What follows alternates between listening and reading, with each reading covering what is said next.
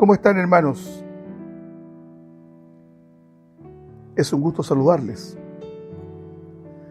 ¿Debemos los creyentes participar en política? Sí. Es una respuesta inmediata. Es necesario que la política, hoy día cautivada por intereses egoístas, mundanos, sea también un elemento para glorificar, una instancia para glorificar al Señor.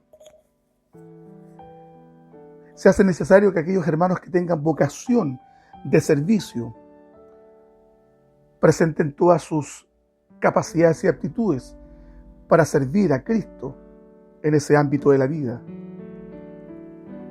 Por mucho tiempo se nos enseñó que la política era mala y era pecado, bajo concepciones erráticas que dividían extrañamente la sociedad entre lo secular y lo santo, lo profano, y aquello que pertenecía a la esfera de Dios, como si la realidad donde Dios gobierna tuviese que dividirse en dos partes, lo que es de Dios y lo que no es de Dios. Todo le pertenece a Cristo, como dijera un gran hombre, Abraham Kuyper: no hay un solo centímetro en la tierra donde Cristo no reclame: esto es mío. En razón de aquello, ¿por qué los cristianos deben restarse de la actividad política suponiendo que esto pertenece al área de Satanás? Nada más equivocado que esto, hermanos amados. Si usted tiene vocación de servicio y tiene aptitudes para hacerlo, hágalo, lo animo. Si puede participar de la Junta de Vecinos, del sindicato, de la Cámara de Diputados, del Senado, como alcalde, como concejal, como consejero regional.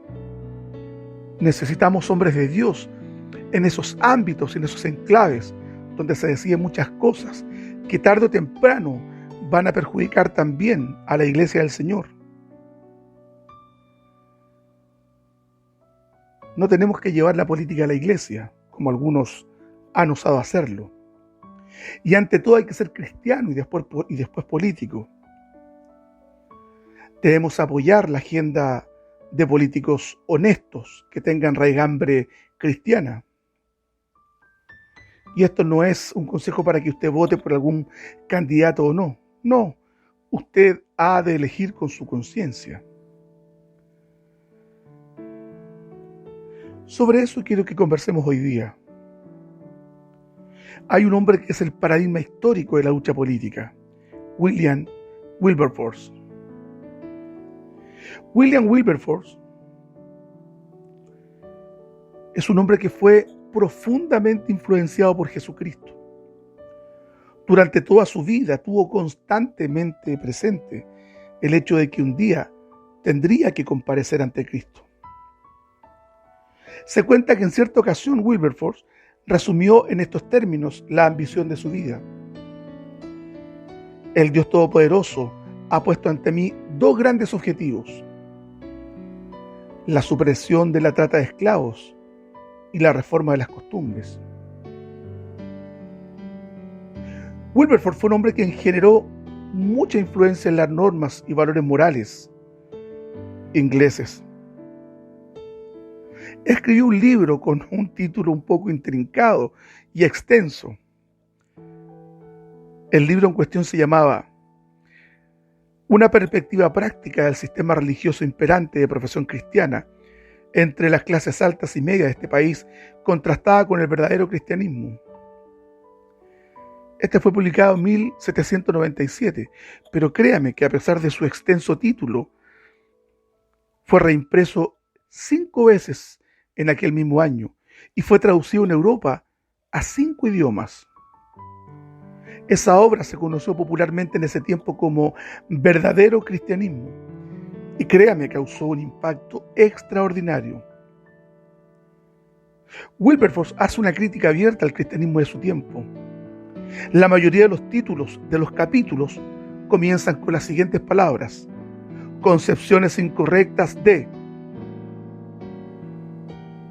puesto que su propósito, partiendo de su extenso conocimiento bíblico, era tanto la exposición de las inconsistencias del cristianismo profesante o nominal de ese periodo. Y la intención también subsecuente era clarificar o separar, discriminar lo esencial del cristianismo real, verdadero, vital o práctico, de aquellas cosas que no lo eran. Wilberforce se esforzaba en subrayar que la principal diferencia entre ellos consiste en el lugar distinto que se le da al Evangelio. Wilberforce era un hombre conservador respecto a la doctrina, considerando ya que en ese periodo el racionalismo estaba comenzando a hundir sus garras en la teología. Las doctrinas fundamentales que promovía Wilberforce eran simples, bíblicas. Mencionaba la corrupción de la naturaleza humana, la expiación del Salvador y la influencia santificadora del Espíritu Santo. A partir de estas verdades, decía él, cuando son creídas y experimentadas, fluye una vida radicalmente nueva, inspirada por la gratitud a Dios, caracterizada por el amor, la santidad y sobre todo, hermanos, la humildad. Y estos atributos, estas características, estas cualidades debieran impregnar todos los aspectos de nuestra vida, señalaba, tanto privada como pública. Eso es lo importante de quienes tienen este llamado a la vocación política. Los historiadores señalan que Wilberforce era dolorosamente consciente, tal como él mismo lo expresó, de que en la Inglaterra de su tiempo, la moral y la religión estaban sufriendo una decadencia. Él criticaba que la Biblia permanecía cerrada en la estantería de las casas y se lamentaba sobre todo el hábito fatal de considerar los valores morales cristianos como algo distinto de las doctrinas cristianas. Se puede ser un gran teólogo de una correcta exposición bíblico-teológica, conocer los vericuetos de la hermenéutica y de la exégesis, conocer la terminología teológica, conocer aspectos del dogma, pero si la doctrina no se vive, es una pérdida de tiempo.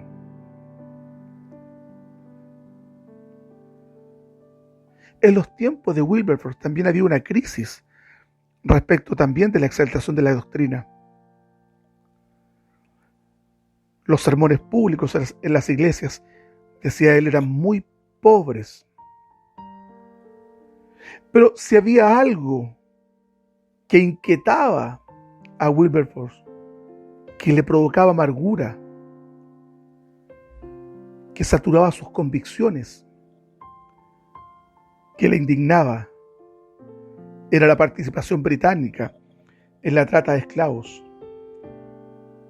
Los horrores de esta práctica se han descrito, hermanos, de la siguiente manera. Una sociedad cristiana, alguien relataba los horrores del esclavismo. Decía así en un texto de ese tiempo: la repentina redada nocturna en cualquier pacífica aldea nativa, en este caso en África Occidental, el traslado de hombres, mujeres y niños encadenados a la costa, el largo y lento viaje por el Atlántico, la suciedad y el hedor de la repugnante bodega donde los esclavos se amontonaban unos sobre otros, y después el trabajo en las plantaciones de azúcar bajo el látigo del capataz. Usted y yo hemos visto muchas películas documentales acerca de esta indignante práctica en naciones cristianas y protestantes, como en el caso de los Estados Unidos, en el sur, donde los esclavos eran usados hasta el hartazgo y el cansancio, maltratados, y esos mismos que tenían esclavos después iban a bendecir a Dios, a sus iglesias. No nos desviemos de los propósitos de Wilberforce. En el año 1780, Wilberforce inició su andar por el mundo de la política en el ámbito parlamentario.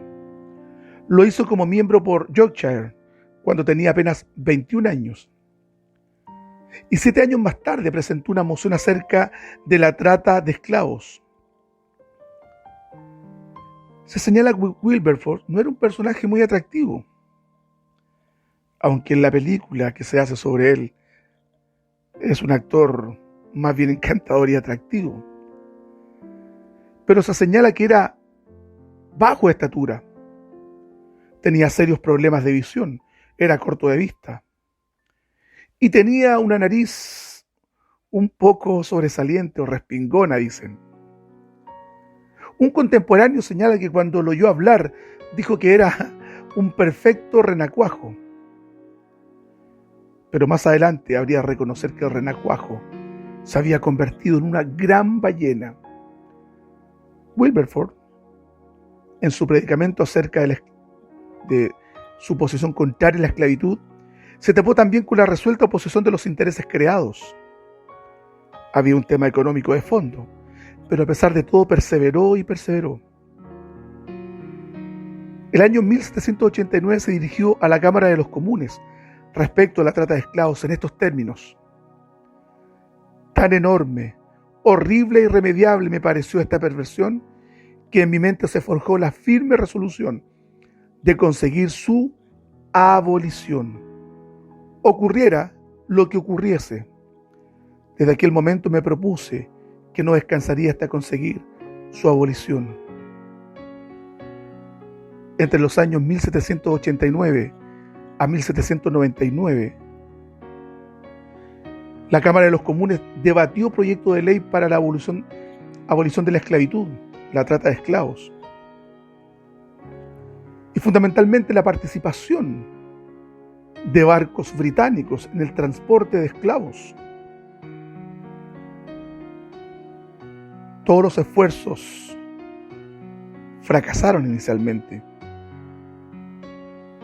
hasta la aprobación final en 1807 del proyecto de ley para la abolición de la trata de esclavos. Después, tras las guerras napoleónicas, Wilberforce dirigiría todas sus energías a la abolición de la esclavitud misma. En 1825 su mala salud le obligó a renunciar a su escaño y Thomas Fowell Buxton asumió el liderazgo de la campaña. En 1833, el proyecto de ley para la abolición de la esclavitud se aprobó por una aplastante mayoría en ambas cámaras del Parlamento. 3 días más tarde, Wilberforce murió. Fue enterrado en la abadía de Westminster como reconocimiento a sus 45 años de perseverante lucha a favor de los esclavos africanos. A veces miro con pena cómo de los púlpitos solo denunciamos el pecado de la perspectiva moral, sin lugar a dudas. Pero hemos usado todos los soportes tecnológicos que nos permiten presentarnos ante el mundo, denunciando los abusos patronales. Hemos denunciado, como lo hizo Wilberforce en su tiempo, acerca de los intereses económicos que van en contra de los derechos de los trabajadores. Hemos hablado de las problemáticas sociales que existen hoy en nuestro país. Hemos leído los informes de distribución del ingreso, de cómo en este país se paga muy poco con un sistema previsional y un sistema de salud que va más que beneficiar a las mayorías, les perjudica. Debemos denunciar el pecado en todas sus formas, hermanos, incluyendo a aquellos que abusan de los trabajadores. ¿Cuál es su compromiso entonces? Hablamos de William Wilberforce, que luchó contra la esclavitud. Es el tiempo en que usted y yo denunciamos los males del siglo XX. Tomemos la bandera de Cristo y no solo acusemos a los adúlteros, sino también a aquellos que le roban el salario a los pobres.